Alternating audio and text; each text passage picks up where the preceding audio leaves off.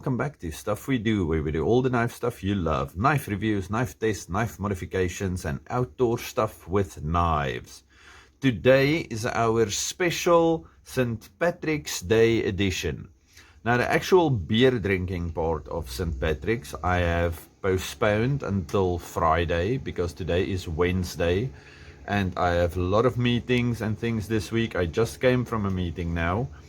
So unfortunately, we won't be doing that part right now. But while thinking about, okay, there's some big engine starting up close to me, and we have a storm coming, so I'm not sure if it's a generator or what. I hope it's not bothering you.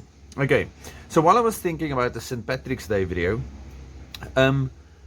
I actually found it quite hard to get a beer drinking knife or something like that, and I do not own any Irish knives.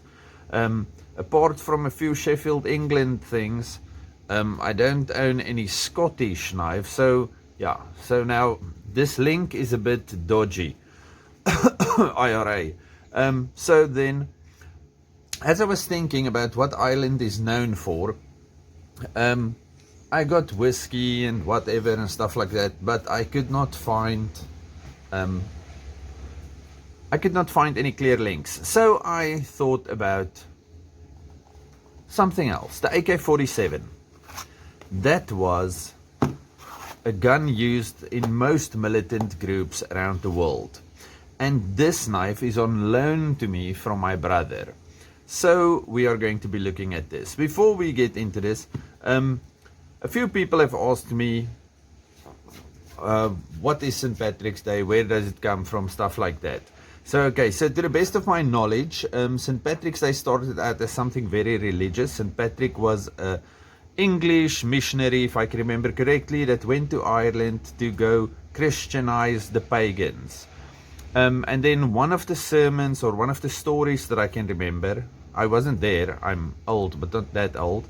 One of the stories I can remember is about St. Patrick using the clover, the normal 3-leaf clover, to explain the Trinity of God. 3 different parts but one thing, and then the little wiggly, what do you call it, root of the clover. It's like the path that Christians need to walk on. It gets more difficult and more windy as we go to get to the Golden Gates one day. Anyway, so he was telling these types of things. They're Irish people, but because they are a rowdy bunch, they were drinking a lot. And today we celebrate St. Patrick's Day by drinking green beer.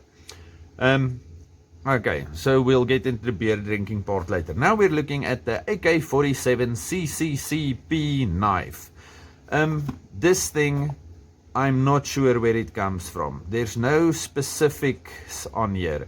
It just says 440, alloy, famous 440 alloy, and it's between 55 and 58 Rockwell hardness.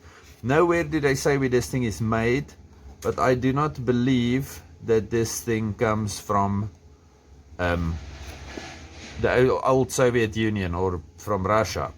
I'm pretty sure this is made in China, but we have this little leather patch over here, and we have a nylon sheath, and it looks quite cool. Okay, then we get this monstrous thing in here. We have a lock. Fold it down, it's locked, and if you push it up, it's ready to go.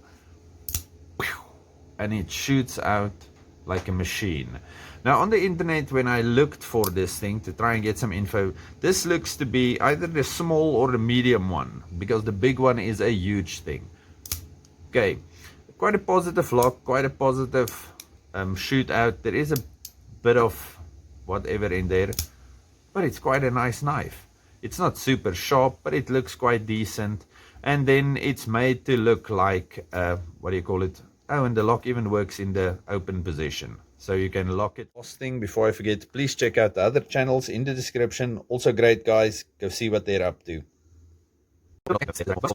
Okay, before I forget, let's quickly just check some specs on this guy. It is 0.09 inches thick. It is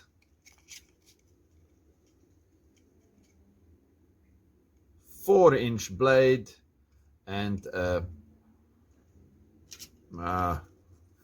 4.5-inch handle. And then I just want to see, oh, I really hope you saw that, because I'm falling off my chair over here. And then let's just see the weight on this guy.